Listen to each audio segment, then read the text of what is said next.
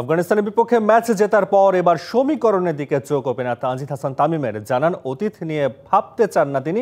বৈশ্বিক টুর্নামেন্টগুলোতে টাইগারদের পারফরমেন্স কেন এমন হয় সেই ব্যাখ্যাও দেন তামিম। 3 ম্যাচে 2 জয় 4 পয়েন্ট নিয়ে টেবিলের 2-এ থাকলেও বাংলাদেশের সুপার 4-এ যাওয়া আটকে আছে যদি কিন্তুর উপর। নেট রান রেটে পিছিয়ে থাকায় শ্রীলঙ্কা ও আফগানিস্তানের মধ্যকার ম্যাচের দিকে তাকিয়ে থাকতে হবে লিটন দাসদের। শুধু জয় পরাজয় নয়, কোন প্রতিপক্ষ কোন ব্যবধানে জয় পাচ্ছে এসবেও চোখ রাখতে হবে তাদের।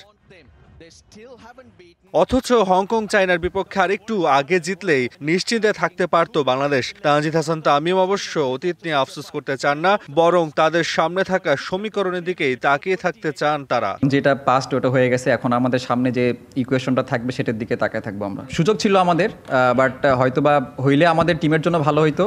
বাট এলএমই সার্টিফাইড বিশ্বসেরা কপারে তৈরি ওয়ালটন কেবলস, যা আপনার স্থাপনাকে রাখবে সব সময় নিরাপদ। হয় নাই তো কিছু নাই, কারণ আমাদের ম্যাচ এটা জিততে হতো, তো ম্যাচ জিতছে, এটা সব থেকে বড় ব্যাপার। আইসিসি কিংবা এসিসি টুর্নামেন্ট এলেই প্রত্যাশিতভাবে পারফর্ম করতে পারে না বাংলাদেশ। বেশ কয়েকটি আসরে তুলনামূলক ভালো করলেও অনেক সময়ই পরের রাউন্ডে যাওয়ার জন্য প্রায়শই সমীকরণ মেলাতে হয়েছে। এশিয়া কাপে প্রায় প্রতি আসরেই এমন চিত্র চোখে পড়ে। প্রত্যেকটা ম্যাচ আমাদের জন্য ইম্পর্টেন্ট। আগের ম্যাচটা হেরে গেছি, তো কিছু বলার নেই এই ম্যাচটা নিয়ে, কারণ আগের ম্যাচটা আমরা খুব বাজেভাবে হারছি, আর্লি অনেক উইকেট পড়ে গেছিলো। যদি আমরা আগের ম্যাচটা আজকের মতো শুরু পাইতাম তাহলে হয়তো বা ভালো কিছু করা সম্ভব ছিল। বাট যেটা পাস্ট হয়ে গেছে ওটা নিয়ে চিন্তা করতে চাই না। আমরা যখনই কোনো ম্যাচে নামি সবাই কিন্তু তার 100% দেওয়ার ট্রাই করি।